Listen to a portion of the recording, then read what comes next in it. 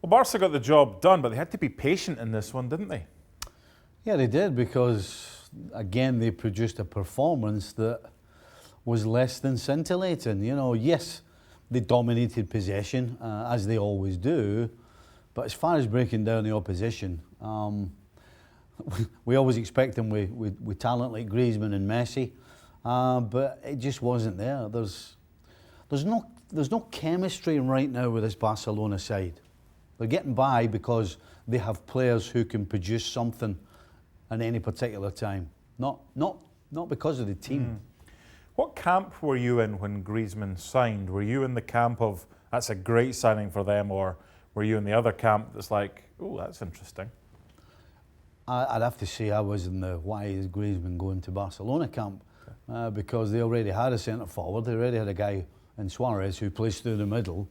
So Griezmann knows he's going to be put in a wide position. I really don't understand. I didn't understand at the time, and I certainly still don't understand why he went there, because he looks like another football player at Barcelona, not the superstar he was previously. Let's break down their goal from the spot. It was a penalty. VAR had a look at it. Hits the forearm. Messi's missed a couple, and he didn't get it right in the corner. It was enough. I thought the goalkeeper's footwork wasn't the best, but that ends up being the goal that separates it.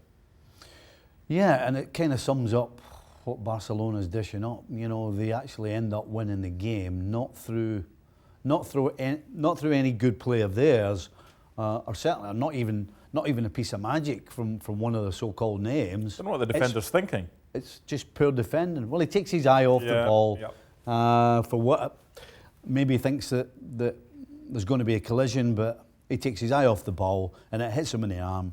And everybody will say, well, it's at Barcelona, of course it's going to be given. It's a penalty. It's a penalty kick all day long. No issues disallowing a second goal.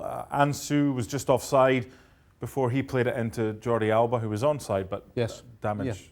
Yeah, the other penalty you were saying, Monreal was going towards Barca's goal, and for me, it was actually Griezmann back there who touched him. Yeah. But it was a dive. He was waiting for any sort of touch at all, and then bang, down he went. I wouldn't have given a penalty. And here's the other thing as well. VAR cannot get involved if that is deemed to have been outside, which it looked like it was. So Barca got a goal in Naples. They got an equaliser there against Napoli in the first leg in the Champions League. It should be too strong for Napoli at home? I'm not so sure. Really? They're going to need that goal. Listen, they're not particularly great right now going forward, and they're questionable defensively. They look vulnerable, and they're playing a Napoli side who have picked up of late and are capable of scoring goals. So this is